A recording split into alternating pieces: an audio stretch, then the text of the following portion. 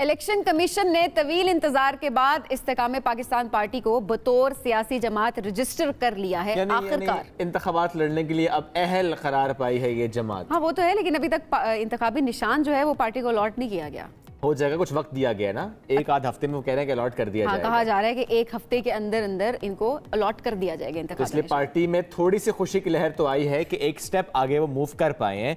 तो पार्टी की तर्जमान फिरदौस आशिक अवान साहब ने हमें ज्वाइन कर लिया, उनको हम वेलकम भी करते हैं। फिरदौस साहब बहुत शुक्रिया। फिरदौस साहब, पार्टी आपकी बिल आखिर रजिस्टर हो गई, लेकिन सवाल ये है कि रजिस्ट्रेशन के साथ साथ इंतखाबी निशान भी आ जाता तो और अच्छा था, क्यों हफ्ते का वक्त दिया गया आपको? बिस्मिल्लाहिर्रहमानिर्रहीम। सबसे पहले तो इलेक्शन कमीशन ने तमाम कानूनी और आइनी तकाज़ों को पूरा करते हुए हमारे तमाम जो सबमिटेड कागजात थे उनकी छानबीन करने के बाद आज हमें बाज़ाब्ता तौर पर रजिस्ट्रेशन सर्टिफिकेट जारी कर दिया। ये मैं समझती हूँ कि जहांगीर तरीन साहब और अलीम ख़ान साहब की जो काविशें थी, मेहनत थी, एक नई जमात को एक रजिस्ट्रेशन के प्रोसेस से लेके आगे अवामी अंदाज से चलाने के लिए, तो आज वो मेहनत रंग लाई है। जहाँ तक आपके सवाल का ताल्लुक है कि ये निशान क्यों नहीं मिला, तो देखिए इलेक्शन कमीशन का एक प्रोसेस है, एक तरीक़ाकार है, वो ख्वाहिशात पे नहीं, वो अपने कानून और ज़ाब्ते के तहत चलता है। तो उस इलेक्शन कमीशन के पास कुछ एप्लीकेशंस आई थी कि जो लोग पहले से शाहीन का निशान रखते थे, वो चूँकि जमात जो है उसका वजूद ख़त्म हो चुका है और वो निशान उनके पास नहीं रह सकता, तो हमारा ये मौक़िफ़ था कि अब चूँकि वो जमात नहीं है तो ये निशान जो है इसको इस्तेकाम पाकिस्तान पार्टी को दिया जाए। उसके लिए एक कानूनी तरीक़ाकार था कि उनको भी सुना जाए और हमें भी सुना जाए और उसके बाद जो है वो ख़त्मी फ़ैसला हो। और हमें यकीन है कि ये शाहीन शाहीनों का है और इसी शाहीन के जो आइडियालॉजी के साथ जुड़े सिपाही हैं अल्लामा इकबाल के, वो इंशाअल्लाह इकबाल के नज़रिए की आबियारी करेंगे। तो क्या बस शाहीन ही चाहिए, कोई और चॉइस, कोई फ्लेक्सिबिलिटी? देखिए शाहीन एक बड़ा सोच समझ के हम उस निशान को मांग रहे हैं और अपनी इंतहाबी मुहिम और जमात का एक इंतहाबी सिंबल बनाना चाहते हैं, क्योंकि आपको पता है कि क़याम पाकिस्तान के वक्त जो है वो सबसे ज़्यादा चैलेंज जो था वो इकबाल के वो ख्वाबों की ताबीर थी और कायदे आज़म ने उन ख्वाबों को ताबीर देने के लिए एक अलहदा रियासत का क़याम यकीनी बनाया अपने रुफ़का के कुर्बानियों की मदद से। लेकिन जो जोश जज्बा और वलवला उस वक्त इकबाल के शाहीन बन के इकबाल ने अपनी शायरी के ज़रिए उनको गरमाया और उनको ये समझाया कि उनकी खुददारी और उनकी पहचान और शनाख्त जो है वही उनकी ताकत है। तो आज इस्तेकाम पाकिस्तान के लिए भी उसी सोच की ज़रूरत है। क़याम पाकिस्तान से लेके इस्तेकाम पाकिस्तान का जो सफ़र है वो एक कठिन सफ़र है और इस कौम ने उसके लिए बड़े पापड़ बेले हैं, बहुत मुश्किलात उठाई हैं।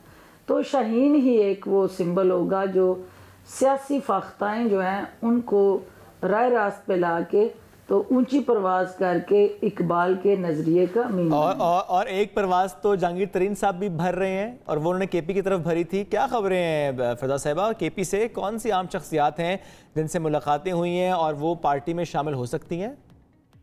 देखिए अनवर सैफुल्लाह साहब का इस फैमिली का इस्तेकाम पाकिस्तान पार्टी के साथ जुड़ना और इनाम हशाम जैसे वो लोग जो बहुत अवामी एक फ़लसफ़ा नज़रिया रखते हैं, उनका IPP के प्लेटफार्म पे आना और ये एक इब्तदा है। आप देखेंगे कि जो ही इंतहाबी बिगल बजेगा और इस्तेकाम पाकिस्तान पार्टी अपनी अवामी ताकत का मुज़ाहरा करते आगे बढ़ती जाएगी, तो हर सूबे से नामवर कादावर सियासी कारकुन और शख्सियात जो हैं इस्तेकाम पाकिस्तान पार्टी का हिस्सा बनेंगे और आने वाले इलेक्शन में ये सियासी उफ़क़ का एक दमकता चमकता सितारा होगा। अच्छा फिरदौस साहिबा, IPP इलेक्शन में सोलो फ्लाइट पर क्यों जोर दे रही है? इंतखाबी इत्तेहाद और सीट एडजस्टमेंट से परहेज की क्या वजह है? क्यों नहीं जा रहे आप लोग सीट एडजस्टमेंट या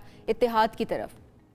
सबसे पहली बात तो ये है कि कोई भी सियासी जमात जो है वो सियासी मैदान में जब निकलती है और लंगोटे कस के अपने खिलाड़ियों को पंजा आजमाई के लिए टीम के तौर पे भेजती है, तो उसे अपने ज़ोरे बाजू पे इन्हिसार करना पड़ता है। और दूसरों की बैसाखियों पे इन्हिसार करके जब आप पहले दिन ये तय करते हैं कि हमने किसी के साथ शेयर करके उस ग्राउंड को जो है खेलना है, तो वो फिर आपकी वो कमिटमेंट, वो आपका वो जज्बा जो है वो कम पड़ जाता है।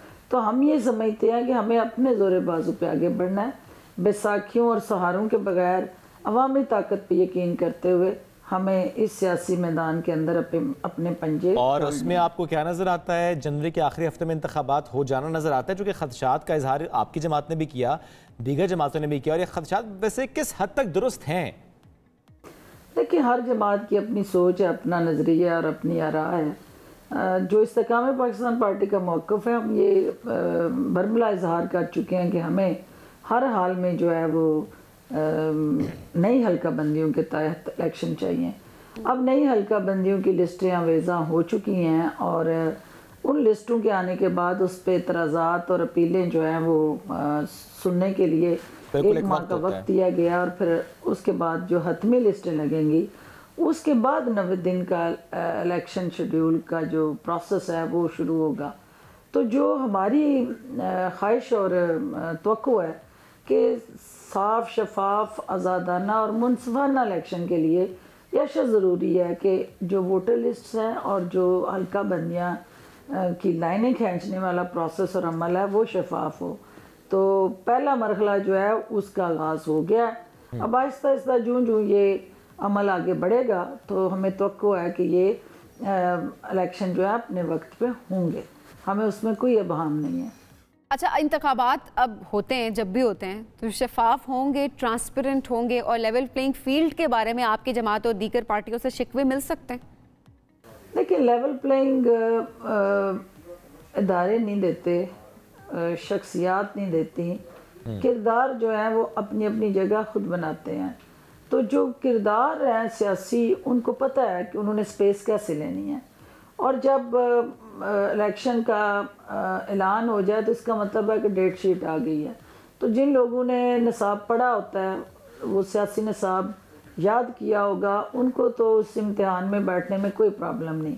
लेकिन जो रटा लगा के गैस पेपर के ज़रिए जो है वो इस सियासी मैदान के अंदर बैठना चाहते हैं, तो वो ये अफवाहें फैला रहे होते हैं कि पेपर कैंसिल हो जाएंगे और पेपर नहीं होगा। उन्हें ये समझना चाहिए कि ये जो सियासी निसाब है उसका सियासी इम्तिहान जो है वो है ही इलेक्शन के ज़रिए, तो उनको उससे पीछे नहीं हटना चाहिए, मैदान में आना चाहिए।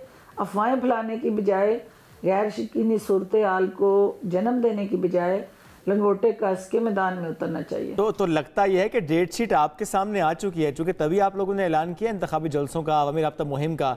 क्या स्ट्रैटेजी है पार्टी की इससे मुताल्लिक? देखिए, ये हम मुंतज़िर थे कि हमारी रजिस्ट्रेशन का मरहला मुकम्मल हो और सर्टिफिकेट मिले, और ताकि हम खुल के आवाम के दरवाज़े पे जाके दस्तक दें और आवाम दोस्त सियासत जो इस्तेकाम पाकिस्तान पार्टी किया उसको ज़्यादा से ज़्यादा हम फ़रोग़ दें। इससे पहले हम 2 जलसे जो हैं वो पाकपतन शरीफ में और चूनिया में कर चुके हैं, लेकिन वो हमारे सोशल काज के जलसे थे जिसमें हम फ्लड विक्टिम्स के लिए अपनी मदद आपके तहत JKT फंड और अलीम खान फाउंडेशन की सपोर्ट से उनके आंसू पहुँचने गए थे। चूँकि पॉलिटिकल काज के लिए आपको अमली तौर पे मैदान में निकलना होता है, तो ये जो जलसे हैं ये अब हमारे उस सियासी दाव पेच और अवामी राब्ता मुहिम और वर्कर्स कन्वेंशन का जो गहमा गहमी है उसका आगाज़ करने जा रहे हैं। और पहला जलसा जो है वो 18 अक्टूबर को जंग में होगा, और उस हल्के से हम बाज़ाब्ता तौर पे अपने अवामी राब्ता मुहिम का आगाज़ करें। ठीक हो गया जी, चलें, ये तो हो गई इलेक्शंस की और इलेक्शन कैंपेन की बात। अब ज़रा बात करते हैं वो सवाल जो कि हम सबसे पूछ रहे हैं, हम चाहेंगे कि आप भी इस पर थोड़ा सा अपना तबसरा ज़रूर करें। नवाज शरीफ साहब की वापसी आपको क्या लगता है, आसान साबित होगी या वो वापस आकर पाकिस्तान मुश्किल में पड़ सकते हैं? मुश्किलात उनका इंतज़ार कर रही हैं यहाँ पे। देखिए, नवाज शरीफ को कानून का सामना करना चाहिए और कानून की बालादस्ती और आइन की हुक्मरानी के लिए सबसे पहले अपने आप को वो कानूनी तकाजे पूरा करते हुए अदालतों के सामने सरेंडर करना चाहिए। अगर अदालतें उन्हें क्लीन चिट देती हैं या उनको इलेक्शन के अंदर हिस्सा लेने और उनके ऊपर जो केसेस हैं या सज़ाएं उनको हुई हैं उनको मुअत्तल करती हैं, तो उन्हें खुल के मैदान में आना चाहिए। लेकिन जब तक ये बहाम है, उन्हें अदालत के फ़ैसलों का मजाक उड़ा के तो अपनी अदालत लगा के ख़ुद को बरी करने का जो तासर है उसकी नफ़ी करनी चाहिए, क्योंकि इससे निज़ाम अदल पे जो यकीन है लोगों का वो और ज़्यादा कम हो जाएगा और पहले लोग हमारी अदलिया पे उंगलियां उठाते हैं। तो इस तरह का माइट इज़ राइट का जो कॉन्सेप्ट है वो पाकिस्तान के अंदर जो नफ़रत की सियासत है, इंतशार की सियासत है, उसको और ज़्यादा बढ़ावा देगा। तो उन्हें कानून के सामने अपने आप को सरेंडर करना चाहिए और फिर अवाम की अदालत में जाके अवाम से ये राय लेनी चाहिए कि अवाम उनको किस तरह की पजीराई देते हैं। और फिरदौस साहब, आपके पुराने साथी की बात भी करेंगे, आपके शहर से भी हैं उस्मान डार साहब। उन्होंने संगीन इल्ज़ामात आयद किए चेयरमैन तहरीक इंसाफ पर। वो कहते हैं कि 9 मई के वाक़यात का मकसद फ़ौज पर दबाव डालना था, आर्मी चीफ को हटाना था। एक बात और भी उन्होंने की, एक मीटिंग का हवाला दिया और कहते हैं कि चेयरमैन PTI ने हसास तनसीबात को निशाना बनाने की खुद हिदायत दी थी और चौहान साहब ने भी तस्दीक की कि उस मीटिंग में वो भी थे। आपका कॉमेंट क्या है जो इल्ज़ामात लगाए गए हैं उस्मान डार साहब की तरफ से? देखिए, जो उस्मान डार ने राज अफशा किए हैं वो एक दफ़ा फिर हमारे 9 मई के बाद इस्तेकाम पाकिस्तान पार्टी का जो वजूद है उसकी एक मौसर दलील है कि हमारा कितना ज़रूरी था उनसे डिसोसिएट हो के अलहदा अपना बयानिया और प्लेटफार्म से सियासत करना। दूसरा जो है, उन्होंने जो डर्टी गेम के मैन ऑफ द मैच थे चेयरमैन PTI, उनके हवाले से जो हकायक जो हैं बयान किए हैं, तो एक जमात जो अय्याक नाबुद व अय्याक नस्तईन से आगाज़ कर रही थी अपनी सियासत का, वो गुमराही के रास्ते पे चल पड़ी और सिरात मुस्तकीम पे आने के लिए उन्हें काफ़ी जो है वक्त दरकार है। तो उस्मान डार अगर सिरात मुस्तकीम का रास्ता अख्तियार करते हैं तो हम उन्हें वेलकम करते हैं। लेकिन एक बात जो है वो मैं ज़रूर कहना चाहूँगी कि जो आपकी यकीनन उनकी वालदा का उसके बाद जो रद्द-ए-अमल है, माँ का एहतराम हम सब पे लाजम है, लेकिन धरती माँ का एहतराम कौन करेगा? और धरती माँ को आप इस तरह से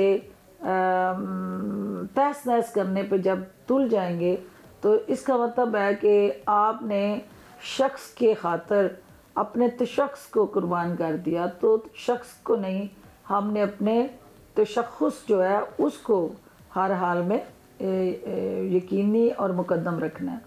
अच्छा, अब आपको क्या लगता है मजीद और कौन कौन से लोग हैं, ऐसे कौन से नाम आप लेना चाहेंगी जो कि आपको लगता है कि बहुत जल्द PTI छोड़ने वाले हैं?